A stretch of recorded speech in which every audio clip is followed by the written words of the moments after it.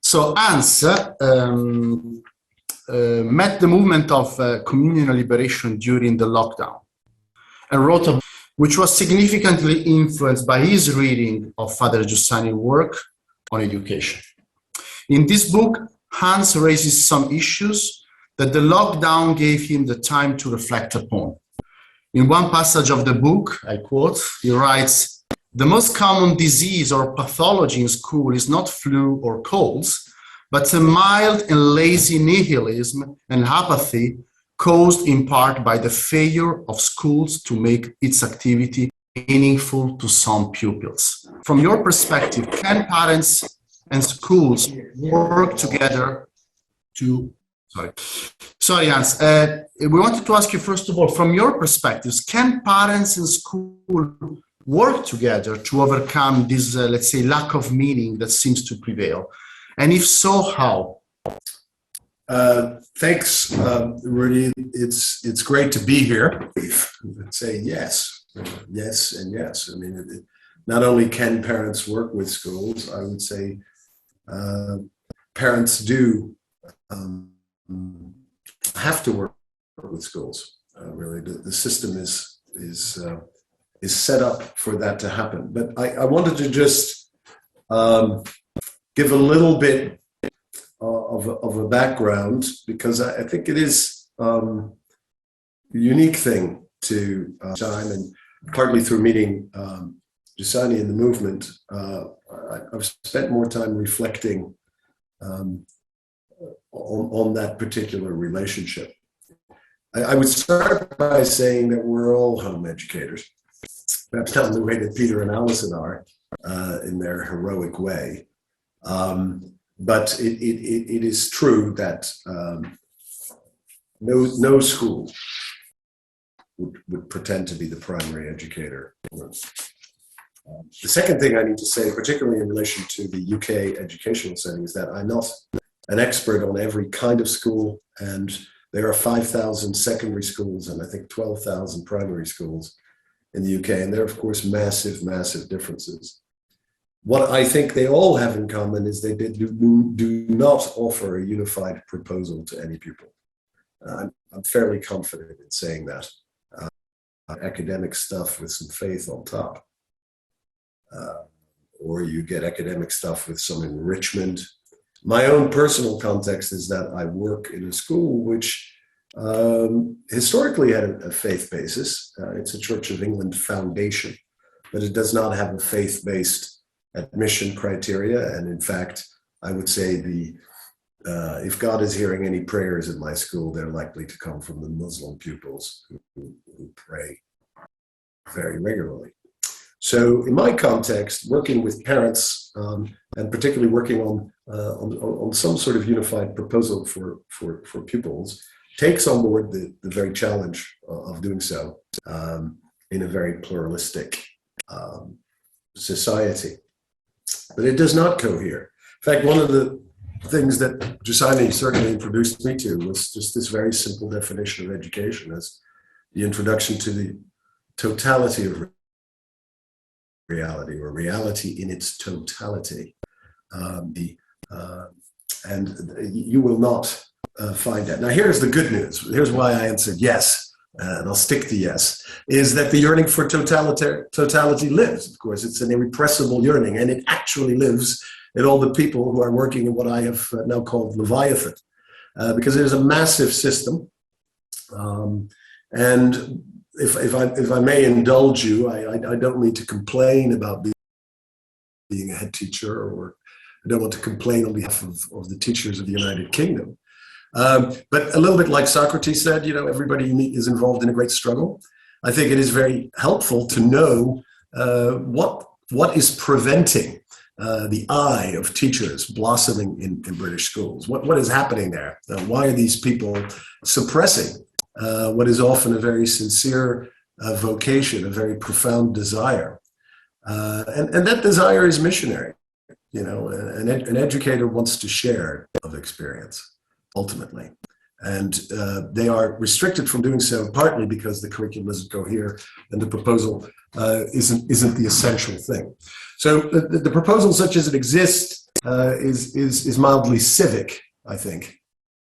It reminds me of the Queen's funeral. You know, I recognized in that immediately the totality of the content of the curriculum that my school seeks to teach people. It's a lot of positivist stuff. You know, if you measure it, it's there. You should see, I don't mean to alarm you, but if you look at the GCSE English syllabus and see what happens to poems under the knives of 16-year-olds, you know, no meaning is allowed to exist. Now, I say there's good news because I do believe that if you know that there's an inchoate or incipient understanding, you know, this isn't going right. Schools are dealing with increasing number of children who are reporting being lonely. The number of mental health and bullying issues is up. Behavior has deteriorated even more after the pandemic. They're also under enormous financial pressure. They have to perform because the system of accountability in this country for the leaders of schools and for teachers is quite intense when compared to people who hold similar positions, for example, in Western Europe or even in the United States. They are under an enormous amount of accountability pressure. So what can you do? Well, I think the first thing to do is to solve problems rather than make them.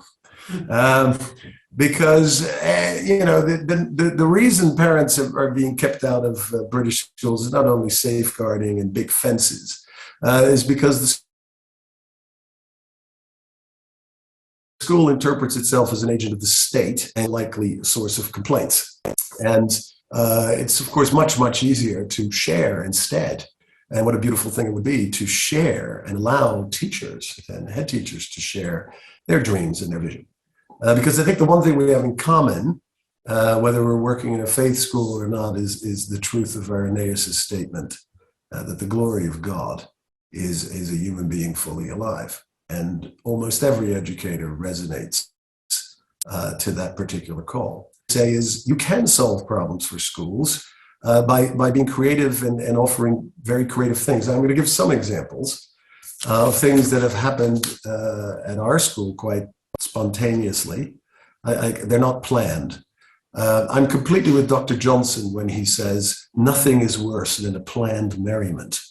And the same thing is true of planned interventions with children and very detailed schemes. That's the very engagement with the school should be about spontaneity and about joy. And actually, I'm going to use the word friendship. Friendship with the teachers who work there, friendship between your family and other families of your children, whether they share your faith or not. Because it is in friendship that this system in a way can be overcome, that we can break out of Leviathan, that rather like Jonah, we can be emitted onto the land to speak again. So what are some of these things? Well, for example, if you go to your head teacher and say, I'd like to start a philosophy society because I have a background in that, they're going to say, can you start tomorrow? You know, they're going to say, can you do that? Could you do that tomorrow? If Peter Kahn turned up at the local school and said, I'm a professor of education and I do a philosophy society, I found this resource. I think there's a lot of experiences, the great thirst among the pupils to have more philosophical conversations. And of course, it's extremely British to hate philosophy. So the school system tries to keep that out. But if you offer anything like that, or just listen to what the head teacher thinks can actually happen in that context, you're creating friendship there. You're working at a completely different level, and you would be amazed how supportive. Yes, you have to do DBS checks, and there's always a bit of to and froing. But basically, a parent volunteer is a gift. And if you can then say, I really think that my philosophy club will help you get outstanding at Ofsted next time the inspectors come, you're going to get some perked ears and some foaming in the mouth excitement about your particular offer. So something like that has happened. At Liverpool College, we work with parish on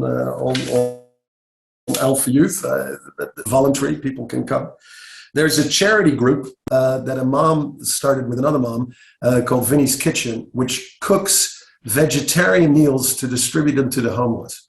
Now, I cannot emphasize enough how excited everybody in Britain gets about anything charitable. And that normally takes the form of a fun run or a dress down day or a jog around the park. But people get even more excited when that actually means we're going to do something with other people. We're going to build a friendship around a common destiny. And I'm afraid this has to start small. Folks, he only needed 12. He needed some women. It doesn't need to be a grant system. We don't need to philosophize about how that system needs to be taken down or anything like that, because it's not going to be. What you need to do is take those kinds of opportunities and offer those sorts of things. Through our friendship, my wife and I, and our friendship in the Northwest community, people in our little Northwest group are volunteering in the school and bringing skills as therapists and vets and all sorts of things to the school. The kids love it. They absolutely love it. Schools are short of responsible adults who take an interest in a child, full stop. And you are able to voluntarily bring together groups of people around those particular proposals. So I would just encourage you to remain in touch for friendship. I think that's a big lesson for Fr Giussani. Friends, communion. This is both what people need, and it doesn't require an explicit expression to be effective. Think of your own experience. When you were looked upon with a certain gaze, when you were around. I mean, I sent my children to school rather than homeschool them because I can't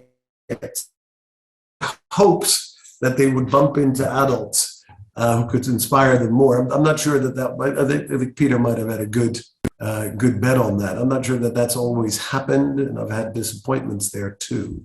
But to present yourself as a person to inspire and to provide that meaning is open to you, particularly if you approach it from the perspective of the struggles which these teachers and head teachers face. Thanks. Thanks a lot. And so we heard it from Peter. We responsible adults who took seriously their desire and engaged with education.